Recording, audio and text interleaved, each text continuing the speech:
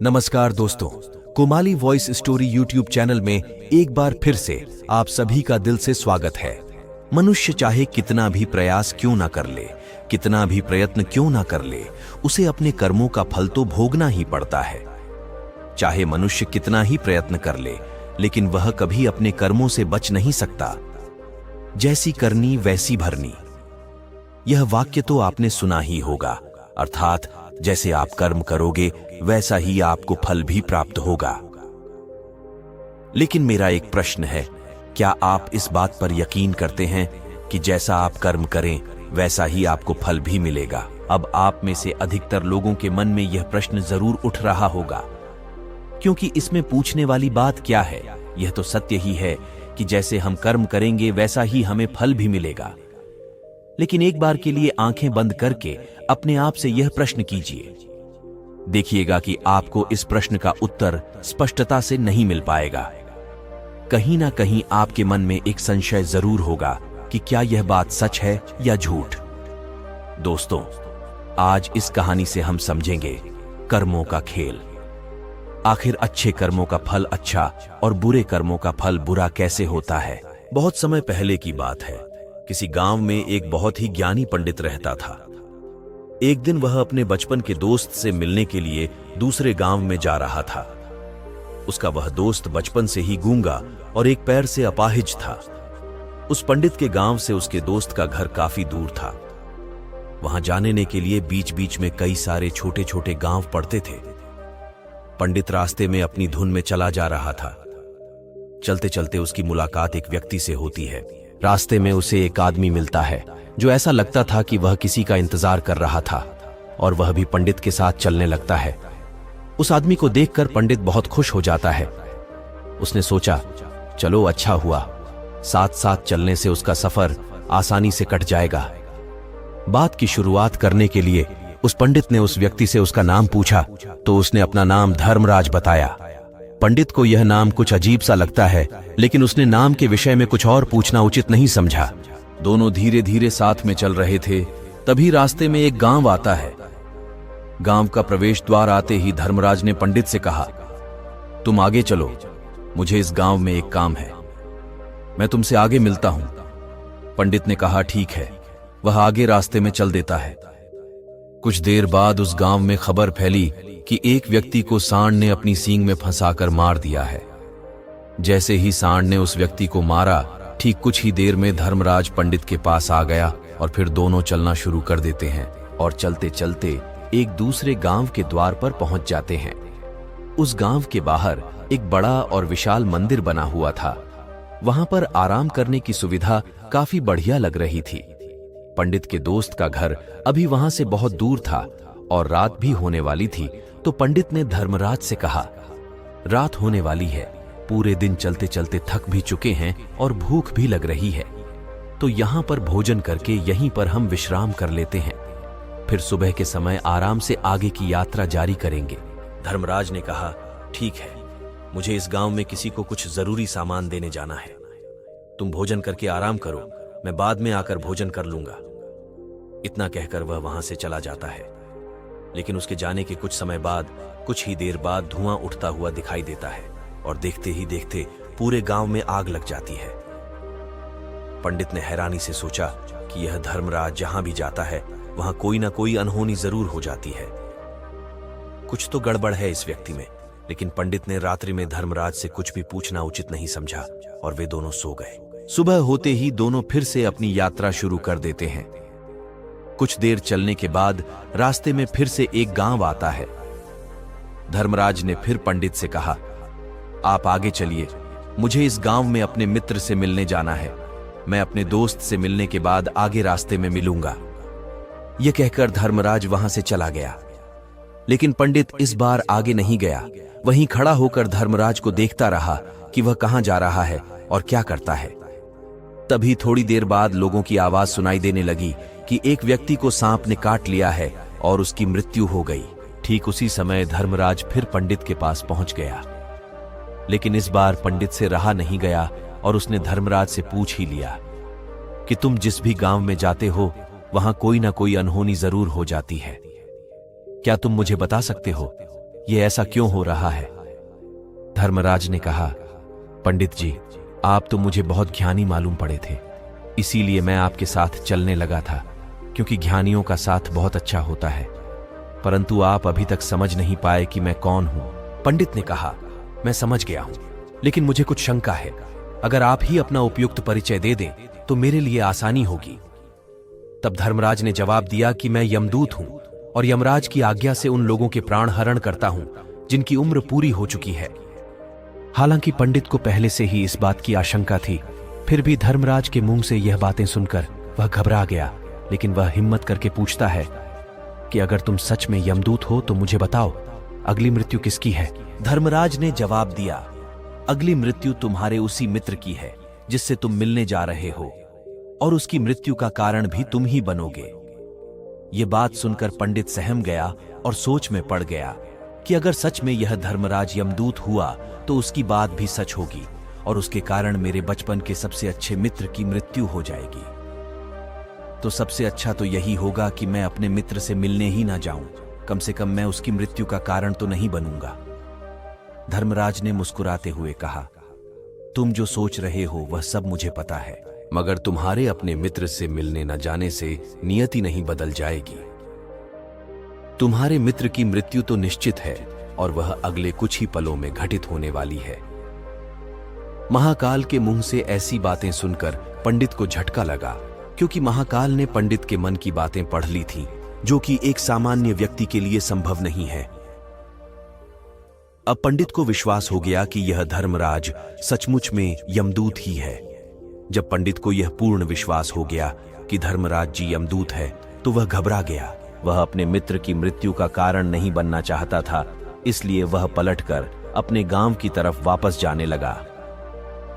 लेकिन जैसे ही पंडित वापस जाने के लिए मुड़ा, उसने देखा कि उसका मित्र तेजी से उसकी तरफ चला आ रहा है, जो कि पंडित को देखकर अत्यंत प्रसन्न दिखाई पड़ रहा था।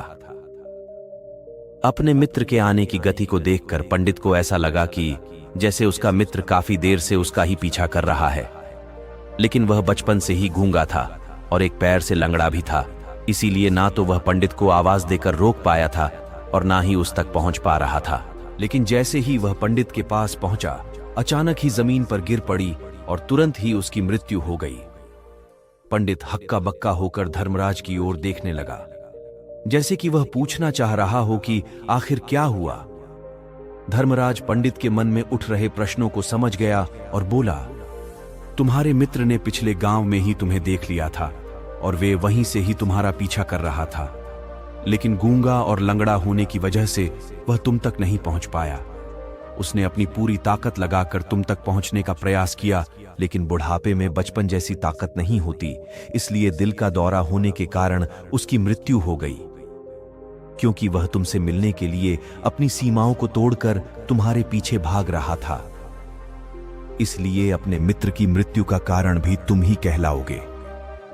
अब पंडित को पूर्णतः यह विश्वास हो गया था कि धर्मराज एक यमदूत है और उसका कार्य जीवों के प्राण हरना है। लेकिन पंडित एक ज्ञानी व्यक्ति था। वह यह भी जानता था कि मृत्यु पर किसी का वश नहीं है, सबको एक ना एक दिन मरना ही है। यही सोचकर उसने अपने आप को संभाल लिया। लेकिन अचानक ही पंडित के मन में अपनी मृत्यु के बारे में जानने की इच्छा हुई। इसीलिए उसने धर्मराज से पूछा कि जब मृत्यु मेरे दोस्त की होनी थी तो तुम शुरू से ही मेरे साथ क्यों चल रहे थे? यह प्रश्न सुनकर धर्मराज जोर से हंसा और बोला, मैं तो हर पल हर क्षण सभी के साथ चलता हूं, किंतु लोग पहचान नहीं पाते, क्योंकि लोगों के पास अपनी समस्याओं के अलावा किसी और व्यक्ति, वस्तु या घटना के बारे में सोचने समझने या उसे देखने का समय ही नहीं होता। पंडित ने कहा, तो क्या तुम यह बता सकते हो कि मेरी मृत्यु कब, कहां और कैसे होगी? महाकाल ने कहा, हालांकि किसी भी सामान्य जीव के लिए अपनी मृत्यु के बारे में जानना ठीक नहीं है, क्योंकि कोई भी जीव हो या जानवर, वह अपनी मृत्यु के बारे में जानकर बहुत दुखी हो जाता है। हालांकि तुम ज्ञानी व्यक्ति मालूम पड़ते हो और तुमने जिस तरीके से अपने मित्र की मृत्यु को सहन कर लिया है, उसे देखकर लगता है कि तुम अपनी मृत्यु के बारे में जानकर भी दुखी नहीं होंगे। महाकाल ने कहा, तो सुनो, तुम्हारी मृत्यु आज से ठीक 6 महीने बाद आज ही के दिन किसी दूसरे राज्य में फांसी लगने से होगी और सबसे हैरानी की बात तो यह होगी कि तुम स्वयं ही खुशी से उस फांसी को स्वीकार कर लोगे।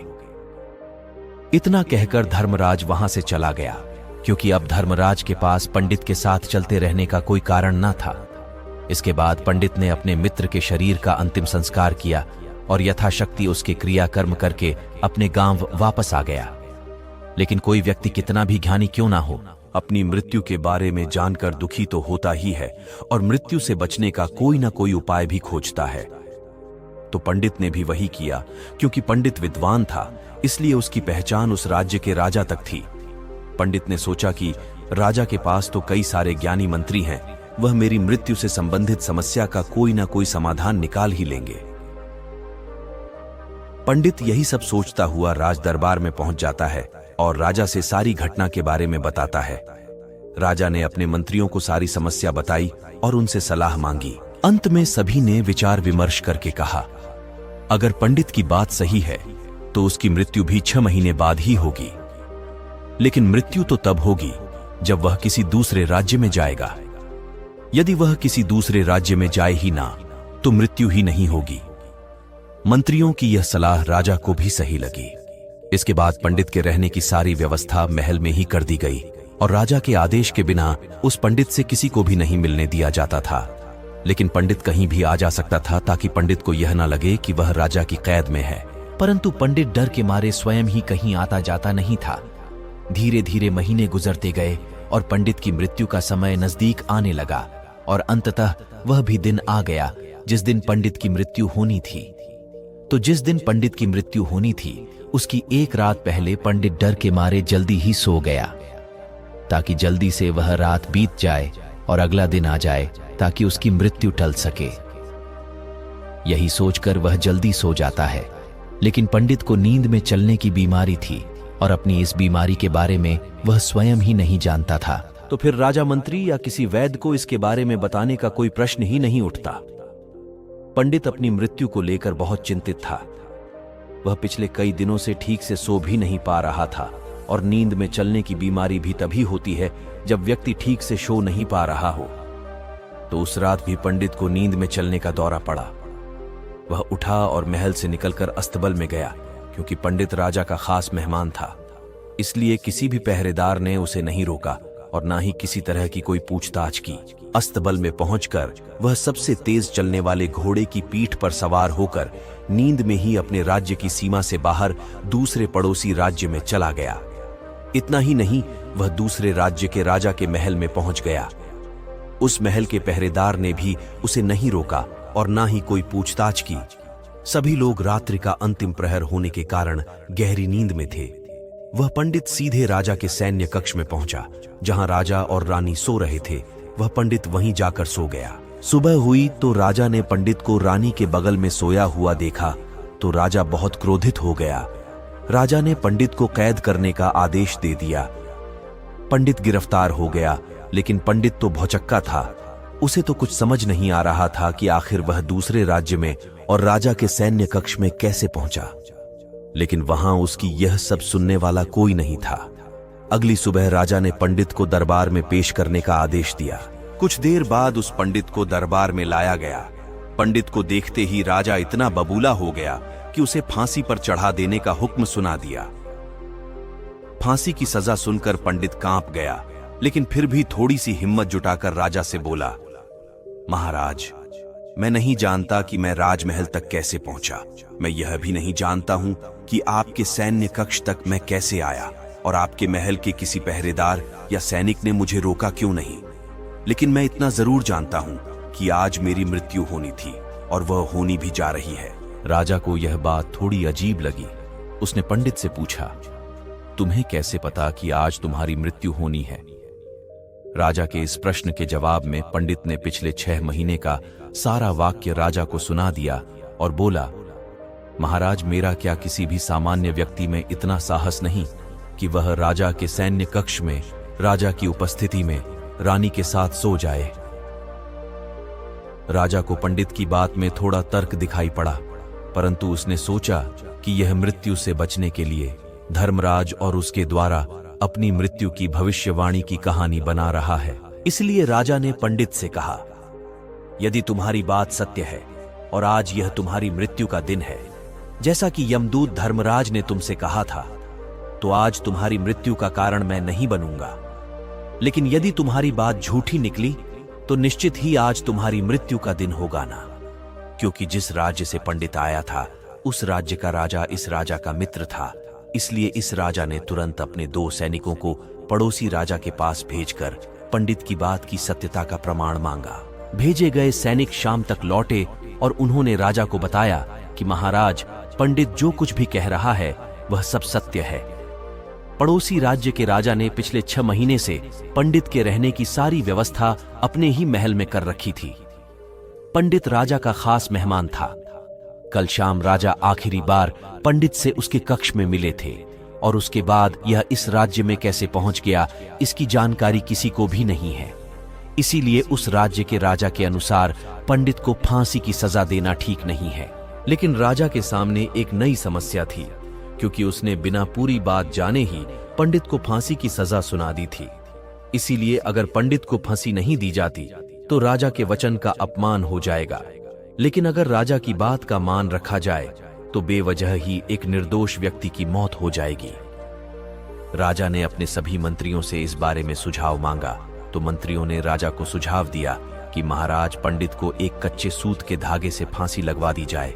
इससे आपके कथन का भी मान रह जाएगा और कच्चे सूत के धागे से पंडित को फांसी भी नहीं लगेगी और उसके प्राण भी बच जाएंगे। राजा को मंत्रियों का यह सुझाव पसंद आया और उसने ऐसा ही करने का आदेश दे दिया। पंडित के लिए कच्चे सूत के धागे से फांसी का फंदा बनाया गया और नियम के अनुसार पंडित को फांसी पर चढ़ाया जाने लगा। सभी लोग बहुत खुश थे कि ना तो पंडित मरेगा और ना ही राजा का वचन खाली जाएगा। पंडित को भी पूर्ण विश्वास था, ये सूत के धागे से तो उसकी मृत्यु हो ही नहीं सकती। पंडित उस पर चढ़ने के लिए तैयार हो गया। जैसा कि धर्मराज ने भविष्यवाणी की थी कि तुम खुद ही अपनी फांसी को स्वीकार करोगे। लेकिन जैसे ही पंडित को फांसी दी गई, सूद का धागा तो टूट गया, लेकिन टूटने से पहले उसने अपना काम कर दिया था। पंडित के गले की एक नस सूत के धागे के झटके से कट चुकी थी और पंडित जमीन पर पड़ा तड़प रहा था। उस पल उसके गले से खून की फुहार निकल रही थी और देखते ही देखते पंडित का शरीर पूरी तरह से शांत हो गया। सभी लोग आश्चर्यचकित थे और पंडित को मरता हुआ देख रहे थे। किसी को विश्वास नहीं हो रहा था कि कच्चे सूत के धागे से भी किसी इंसान की मृत्यु हो सकती है। लेकिन घटना तो घट चुकी थी। नियति ने अपना काम कर दिया था और धर्मराज की भविष्यवाणी सच हो चुकी थी। दोस्तों, श्रीमद् भागवत गीता में भगवान श्री कृष्ण ने कहा है, जो होना होता है वह होकर ही रहता है। हम चाहे कितनी ही सावधानी बरते, कितना ही उपाय कर ले, लेकिन घटना और घटना की पूरी प्रणाली पहले से ही तय होती है, जिसे हम थोड़ा सा भी इधर उधर नहीं कर सकते हैं। दोस्तों, शायद इसीलिए ईश्वर ने हमें भविष्य जानने की क्षमता नहीं दी है, ताकि हम अपने जीवन को ज्यादा बेहतर तरीके से जी सके। और यही बात उस पंडित पर भी लागू होती है।